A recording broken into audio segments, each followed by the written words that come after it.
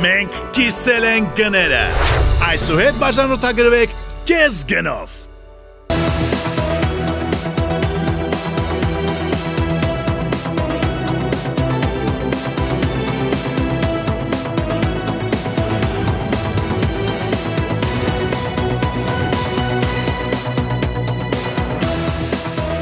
Կորոնավիրուսով վարակվածների քանակն ավելացել է 489-ով, ներկայացնում ենք վերջին մեկ օրվա պաշտոնական տվյալները։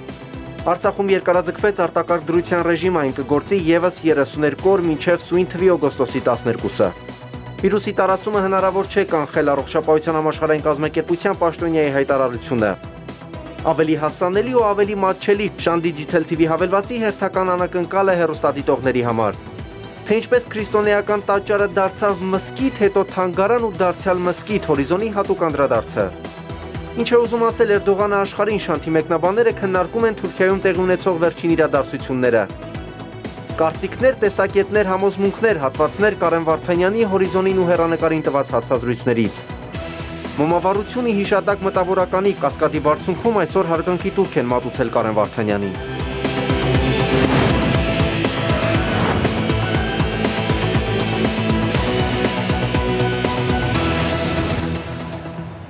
Բարի երեկո, եթերում հորիզոնի գլխավոր թողարկումն է։ Վերջին մեկ օրվա տվյալներով կորոնավիրուսով վարակվածների թիվն ավելացել է 489-ով, առողջացել է 710 հիվանդ, մահացել է 13 մարդ։ Այլ պատճառներով մահվան դեպքերի թիվն ավելացել է 3-ով։ Հուլիսի 11-ի ժամը 11-ի դրությամբ հաստատվել է ընդհանուր 31392 դեպք, որոնցից 19419 առողջացածների թիվն է 559 մահերի։ Այս պահին բուժում է ստանում 11234 պացիենտ։ Արցախի նախագահ Հարայիկ Հարությունյանի հրամանագրով արտակարգ իրավիճակի ժամկետը երկարաձգվել է 32 օրով։ Արցախում արտակարգ դրությունը կպահպանվի դեռ մինչև 2020 թվականի օգոստոսի 12-ը ժամը 22-ը ներառյալ։ Առողջապահության համաշխարհային կազմակերպության արտակարգ իրավիճակների եւ առողջապահության ոլորտի ծրագրի տնօրենը հայտարարել է, որ կորոնավիրուսն արմատախիլ անելը քիչ հավանական է։ Մայքլ Ռայանը նշել է, որ թեև որոշ երկրներ արդյունավետ կերպով վերահսկում են կորոնավիրուսի տարածումը, սակայն միշտ էլ կլինի ռիսկ հիվանդության արագ տարածման։ Կազմակերպությունը նաեւ հայտարարել է, որ աշխարհում վերջին 24 ժամվա ընթացքում գրանցվել է կորոնավիրուսի 220,000 դեպք, մահվան դեպքերի թիվն էլ գերազանցել է 5200-ը։ Դեպքերի մեծ մասը հիմնականում գրանցվել է հյուսիսային եւ հարավային Ամերիկայում 132,000 նոր վարակակիր եւ 3500 մահվան դեպք, իսկ Եվրոպայում վերջին մեկ օրում գրանցվել է գրեթե 21000 դեպք, մահացածների թիվն էլ 500 է։ Շան Digital TV հավելվածը հերթական անակնկալն է պատրաստել բոլորիդ համար, հայկական HD ալիքների բազմաֆունկցիոնալ հավելվածը դառնում է ավելի հասանելի ու մատչելի, մանրամասները տեսանյութում։ Ինչպես անցկացնել ժամանակն այն դեպքում, երբ ամառը երկար սպասված արձակուրդներն արդեն եկել են, բայց հնարավորություններն այս տարի սահմանափակ են։ Այս հարցը վստահաբար այս օրերին շատերդ եք գոնե մտքում ինքներդ ձեզ տվել ու այդպես էլ ցանկալի պատասխանի չեք հանգել։ Եվ նաև հենց սա հաշվի առնելով Շանթ հեռուստաընկերությունը որոշել է օգնել իր հավատարիմ հեռուստադիտողներին եւ այդպիսով իր ներդրումն ունենալ ձեր հանգստի ճիշտ կազմակերպման գործում, մի գույն ավելացնել ձեր ամառային գունեղ ժամերին եւ ի վերջո անել մի բան, որ անխտիր բոլորին հասանելի ու հաճելի կլինի։ Այսպիսով հայկական HD ալիքների բազմաֆունկցիոնալ հավելվածը ձեռք բերելու հնարավորություններն ընդլայնվում են ու առաջարկվում է հաղորդումները, ֆիլմերն ու մուլտֆիլմերը, որոնք միայն կգտնեք Շան Digital TV հավելվածում, դիտելու անասելի մատչելի տարբերակներ։ Այսուհետ ցանկացած վայրում կարող եք վայելել Շանթի բոլոր հաղորդումները, ֆիլմերն ու մուլտֆիլմները մեր բազմաֆունկցիոնալ հավելվածի միջոցով, սկսած ընդամենը 800 դրամից։ Ավելին, 1 ամիս բաժանորդագրվելու համար նախկին 2500 դրամի փոխարեն այսուհետ կլինի 1000 դրամ, իսկ 12 ամիս բաժանորդագրվելու դեպքում նախկին 1500 դրամի փոխարեն 800 դրամ։ Ստացվում է, որ մենք ավելի քան կիսով չափ նվազեցրել ենք փաթեթների արժեքները։ Սա թերևս հենց այն դեպքն է, երբ հանգիստ կարող ենք ասել, որ մեր HD ալիքների հայկական հավելվածը ձեզ հասանելի է անհավանական ցածր գներով։ Իսկ եթե հաշվի առնենք, թե ինչպիսի բովանդակություն է ձեզ հասանելի լինելու այդպիսի գնի դեպքում, գումարը ընդամենը սիմվոլիկ բնույթ է ստանում։ Այս հավելվածը չունի տարիքի, ճաշակի ու պահանջարկի սահմանափակում, այն բոլորի համար է։ Մարզասերից մինչև երաժշտասեր, մեծից մինչև փոքր։ Ասել կուզե, սա ընտանեկան հավելված է, որտեղ հանգիստ կարող եք ձեր երեխաների հետ վայելել ուսուցողական ֆիլմեր ու մուլտֆիլմեր հայերեն կրկնօրինակմամբ։ Այդ կերպ նաև լցնելով ձեր ու ձեր երեխաների ամառային ժամանցն ու հանգիստը։ Բայց սա դեռ ամենը չէ։ Շան Digital TV-ն սովորաբար լսում է նաև իր բաժանորդների դիտարկումներն ու առաջարկությունները եւ անում հետևություններ։ Գների նվազեցման զուգահեռ մեր հավելվածը դարձել է նաև ավելի արագ եւ շտկվել են նաև թերությունները։ Իդեպ կունենաք հնարավորություն դիտելու բազում ռուսական եւ արտասահմանյան ալիքներ եւ այսուհետ բոլոր փաթեթների մեջ ներառված է ռեյթինգային պրոյեկտներով հարուստ ամբողջ տեսադարանը։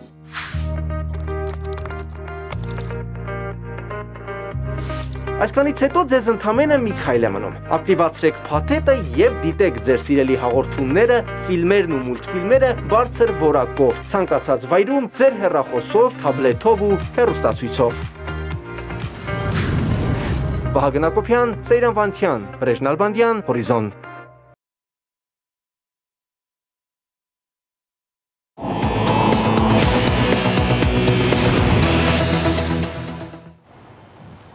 Շարունակում ենք թողարկումը։ Ստամբուլի պատմական կենտրոնում գտնվող Սուրբ Սոֆիայի հռչակավոր տաճարի կարգավիճակը թանգարանից մզկիթի փոխելու հարցը Թուրքիայի պետխորհրդի օրակարգ էր բերել Մնայուն հիմնադրամի պատմական ժառանգության ու շրջակա միջավայրի պահպանության միությունը։ Նույն կազմակերպությունը առնվազն 3 անգամ դիմել էր պետխորհուրդ, սակայն մերժում էր ստացել։ Հորիզոնի հատուկ անդրադարձը։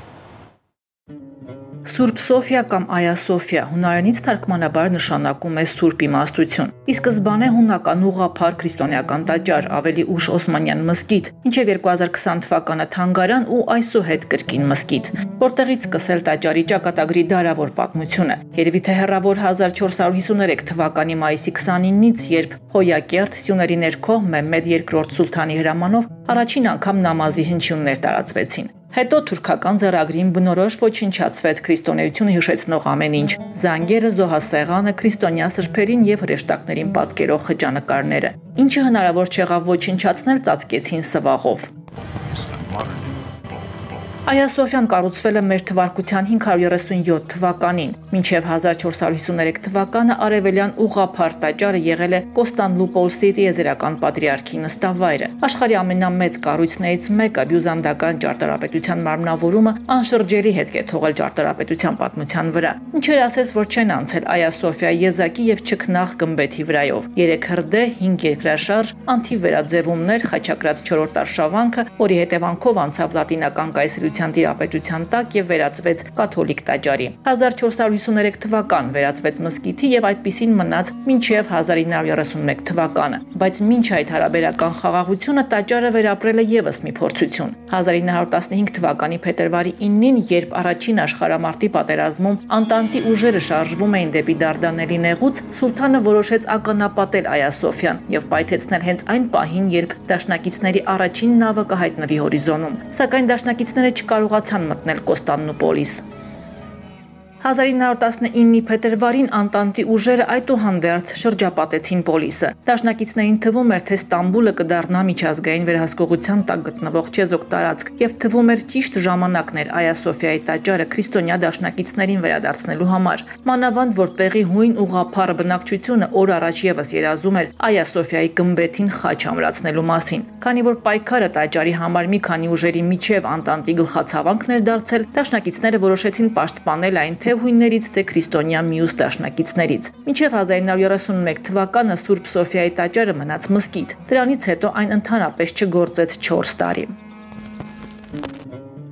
1935 թվականին Թուրքիայի Հանրապետության հիմնադիր եւ առաջին նախագահ Մուստաֆա Քեմալ Աթաթուրքը շինությունը վերածում է թանգարանի։ Տաճարը վերաբացվում է, գորգերը հանվում են, ի հայտ են գալիս ժամանակին սվաղով ծածկված զարդաքանդակները եւ խճանկարները։ Փետրվարի 1-ին թանգարանը ընդունում է առաջին զբոսաշրջիկներին։ 1997-ից 2002 թվականներին հուշարձանների համաշխարհային ֆոնդը մի քանի դրամաշնոր է հատկացնում գմբեթի վերանորոգման համար։ 2007 թվականին հունահայ քաղաքական գործիչ Քրիս Փիրուն հիմնադրում է Ազատ Սուրբ Սոֆիայի խորհուրդ կազմակերպությունը, որի նպատակն էր վերականգնել տաճարի հին տեսքը իբրև քրիստոնեական եկեղեցի։ Մինչդեռ Թուրքիայի ժամանակակից իշխանությունը անընդհատ ուղիներ էր փնտրում Այա Սոֆիան մզկիթի վերածելու համար։ Չնայած արգելված էր համալիրը որպես երկրպագության վայր, մզկիթ կամ եկեղեցի օգտագործելը 2006 թվականին Թուրքիայի կառավարության որոշմամբ մի փոքրիկ սենյակ է տեղակայվում թանգարանում, որը օգտագործվում է թանգարանի քրիստոնյա եւ մուսուլման աշխատակիցների համար որպես աղոթքի սենյակ։ 2010 թվականի սկզբին մի խումբ թուրք պաշտոնյաներ պահանջում են Սուրբ Սոֆիայի տաճարը թանգարանից վերածել մզկիթի։ 2013-ին որոշվում է թանգարանի մինարեթներից օրական 2 անգամ հավատացյալներին կանչել նամազի։ 2015 թվականին, երբ հայոց ցեղասպանությունը ճանաչվեց Ֆրանցիսկոս Պապի կողմից, Անկարայի մուֆթին հայտարարեց. Սուրբ Սոֆիայի տաճարը մզկիթի վերածման գործընթացը պետք է արագացվի։ 2016 թվականի հուլիսի 1-ին 85 տարվա դադարից հետո Սուրբ Սոֆիայի տաճարում առաջին անգամ մահմեդականները աղոթեցին։ 2018 թվականի մարտի 31-ին Թուրքիայի նախագահ Ռեջեփ Թայիփ Էրդողանը Սուրբ Սոֆիայի տաճարում արտասանում է Ղուրանի առաջին տողը, իր աղոթքը նվիրելով նրանց, ովքեր այս կառույցը իրենց թողել են որպես ժառանգություն։ Ուղիղ 1 տարի անց Էրդողանը հայտարարեց. մեծագույն սխալ է եղել տաճարը թանգարան դարձնելը։ Վաղուց ժամանակն է շտկել այդ պատմական սխալը։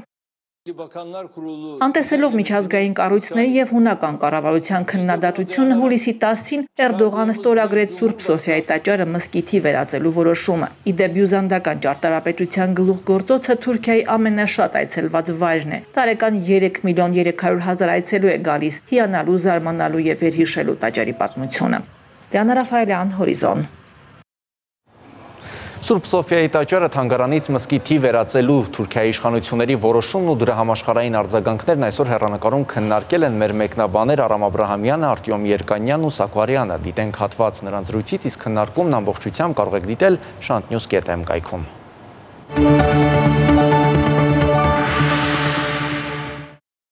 Դա զուտ քաղաքական որոշում է եւ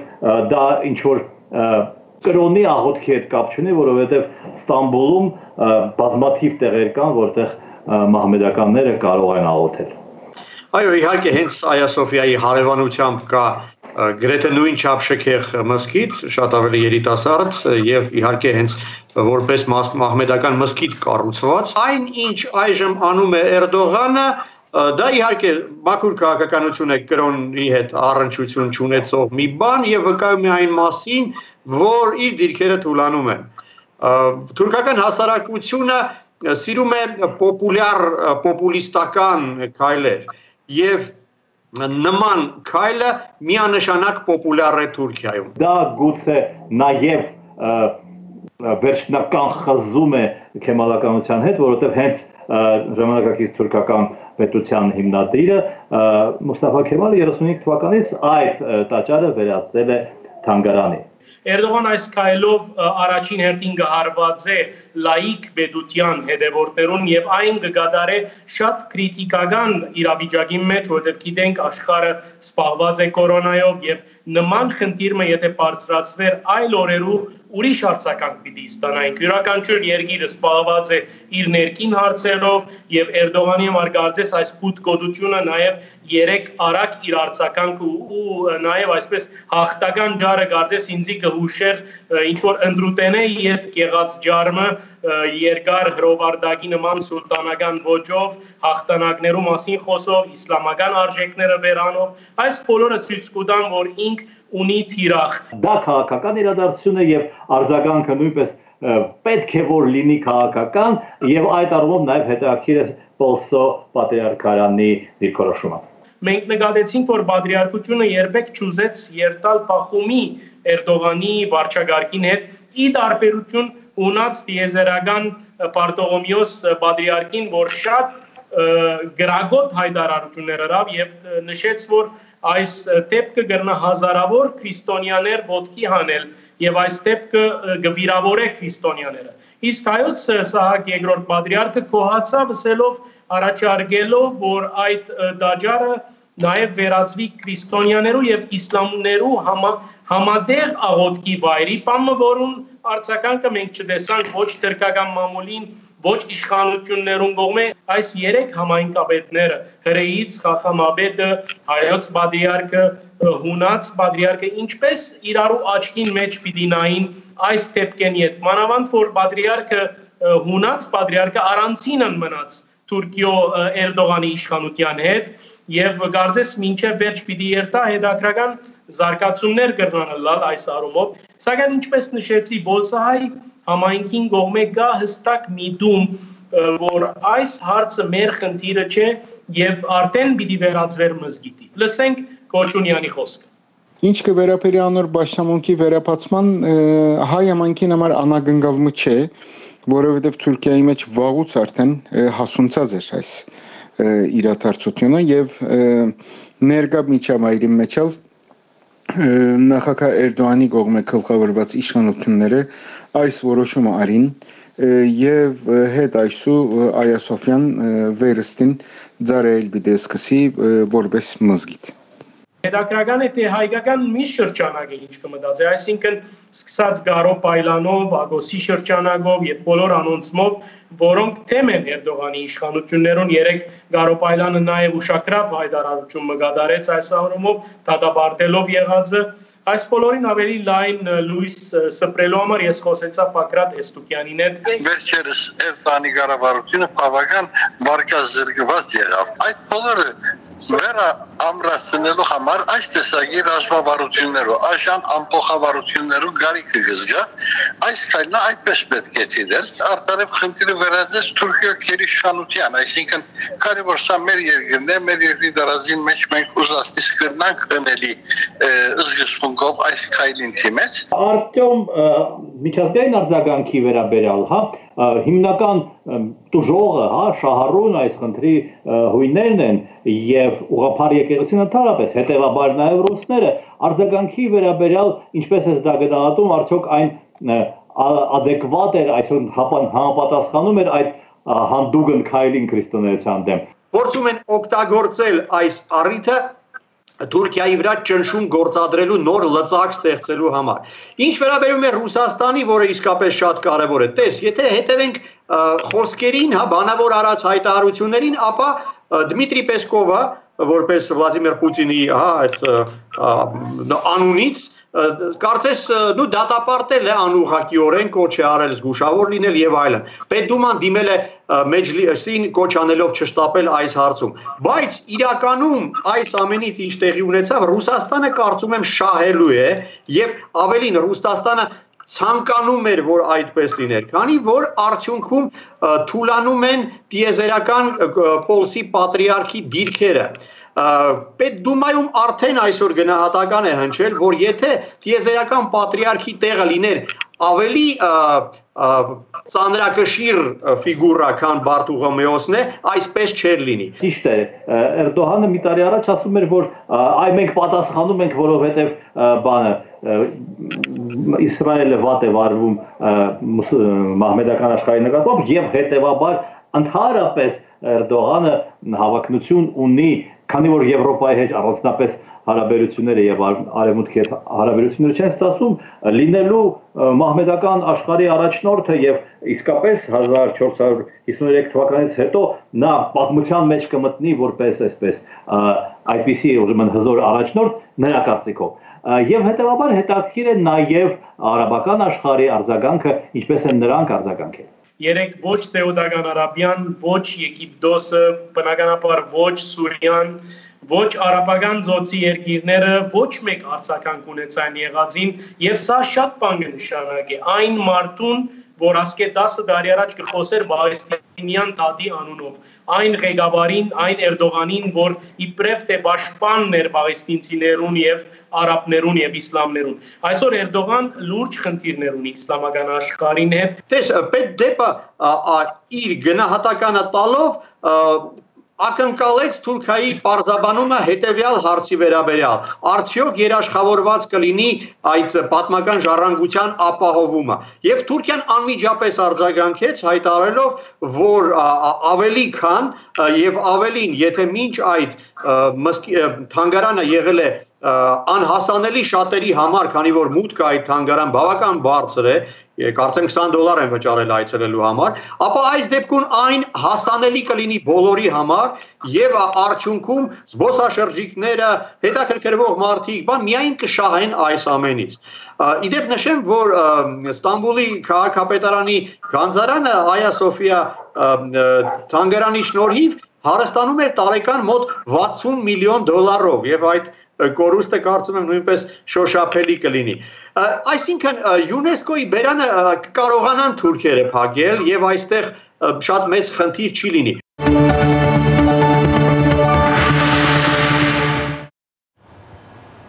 Երեկ հայտնի դարձավ, որ մահացել է առաջատար տեխնոլոգիաների ձեռնարկությունների միության գործադիր տնօրեն Կարեն Վարդանյանը։ Նա 7 արտոնագրված գյուտերի հեղինակ էր։ Մեծ ներդրում էր ունեցել Digitech Expo-ի Արմաթ ինժեներական լաբորատորիաների, Digitech Business Forum-ի, տեղեկատվական տեխնոլոգիաների մի շարք նախագծերի եւ տեխնոլոգիական ոլորտի զարգացման ռազմավարական ծրագրերի ստեղծման գործում։ Կարեն Վարդանյանը բազմիցս է հյուրընկալվել հորիզոնում ու հեռանկարում։ Առանձնացրել ենք արխիվում ունեցած նյութերից այն հատվածները, որտեղ Կարեն Վարդանյանն է իր համոզմունքներով երիտասարդների նկատմամբ ունեցած հույսերով, որպես հասարակության ակտիվ անդամ ու ծրագրող, որպես այդ ծրագրերին կյանք տվող մարդ։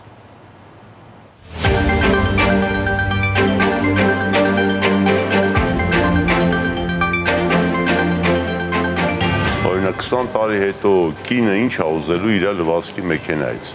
Չէ՞ որ լվացքի մեքենայի մեջ չիպ կա դրած,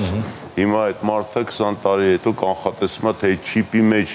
ինչ գործողություններ է լինելու, որը կինը ուզելու։ Աշխարհի ամենախոշոր համալսարանները իրենց ամբողջ ծրագրերը բաց է։ Մասասուչուսեթը բաց է, Ստենֆորդը բաց է, անվճար։ Ինտերնետով կապի այնքան սովորի գժվես։ Հասկանում եթե այդ իմաստով բանա կրթվելու խնդիր չկա այսօր։ Հայաստանում այսօր աշխարհում կրթվելու խնդիր չկա։ Ցանկացած կետից, ցանկացած առարկա, ցանկացած հմտություն, կուզես կռոլիկ պահելը սովորի, կուզես քյալա մաճացնելը, կուզես ծրագրավորումը, կուզես կրակելը։ Մենք գիտական առումով ենք նահանջում, որովհետև մեր ուսանողները մեր ոլորտը չի թողում, որ ուսանողը աճի։ Մենք ինքներս չենք թողում, որովհետև պահանջանքը այնքան մեծ է, որ ընկերությունը գնում է, տեսնում է տաղանդավոր ուսանողը առաջի կուրսի, ընդունում է գործի։ Ունենց աշխատավարձ է տալի, որ այդ ուսանողը չի կարող հրաժարվի, որովհետև ընտանիք պահելու խնդիր ունի, ամուսնանալու խնդիր ունի եւ այլ եւ այլ։ Դրա համար մենք ունենք գիտահետազոտական կրթական համալսարանների ստեղծման խնդիր, որը լրիվ նոր ֆորմատ է մեր համար։ Եթե ամերիկյան համալսարանները մտնեք, կտեսնեք, որ դե ուսանողները լուծում են NASA-ի խնդիրները, պաշտպանության նախարարության, օդուժի, չգիտեմ, եւ այլ, այսինքն դասախոսը որպես բիզնեսմեն գնում է պաշտպանության նախարարություն, ասում է ես ունեմ 22 հատ այսենց երեխա, որոնք գիտեն այս, ինձ գործ տվեք, ես անում։ Իրան փող են տալի, գործ են տալի եւ ուսանողները 5 անգամ ցածր աշխատավարձով ինչ որ կարային աշխատեին դուրս չեն գալի համալսարանից, ինչա թե ինքը օրինակ ունենա համատեղ պատենտ պաշտպանության նախարարության հետ, համատեղ պատենտ IBM-ի հետ եւ դրա համար Ամերիկայում գիտարժական աշխատանքները ծաղկում են եւ նույնը մենք պետք է այստեղ անենք։ Հայաստանը դիրքավորվում է աշխարհի IT քարտեզի վրա, այսինքն դու գիտեք որ միշտ հարցնում են Ռոմենիա, Ալբանիա, երբ որ ասում ես Արմենիա, չեն հասկանում որտեղ է, հիմա IT գոնե ոլորտում, գոնե խոշոր ընկերությունների հատվածում, այսինքն շատ հստակ դիրքավորում է տեղի ունենում Հայաստանի։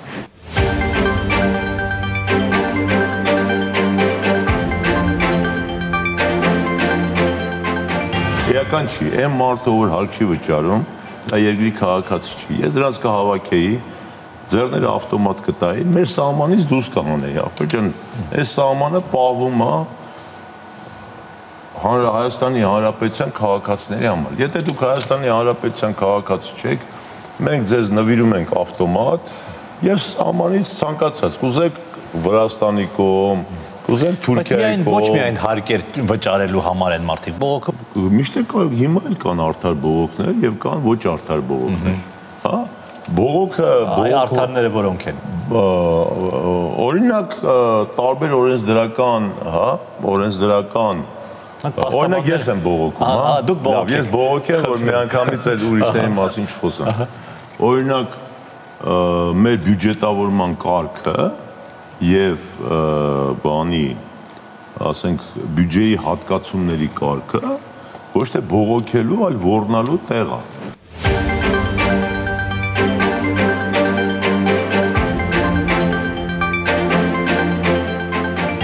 Գիտեք, Հարավային Կորեան մի 30 տարի առաջ մոտարապես նույն տեղում էր, ինչ որ Հայաստանը 140 քանի տեղում էր աշխարհում, համարվում էր ծույլ, ուրեմն խոսքը չկատարող, ու գրեթե համարյա մեր հատկանիշները, որ մենք մեզ վերագրում ենք, այսօր Հարավային Կորեան, եթե չեմ սխալվում, 5-րդ երկիրն է աշխարհում եւ իրենք հավարավ կորեացիները արդեն ճապոնացիներին համարում են թամբալ ժողովուրդ, հա? Այսինքն իրականում բոլոր ժողովուրդներն էլ աշխատող են, ուղղակի ինչ պայմաններ է ստեղծում, դու կարող ես ժողովրդին գցես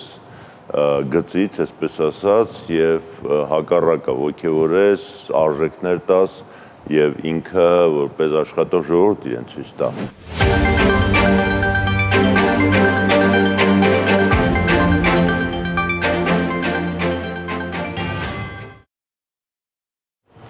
Կասկադ համալիրի վերին հատվածում այսօր մոմավառություն է տեղի ունեցել։ Ակցիայի մասնակիցները հարգանքի տուրք են մատուցել Կարեն Վարդանյանի հիշատակին, արարողությունից մի դրվագ առանց մեկնաբանության։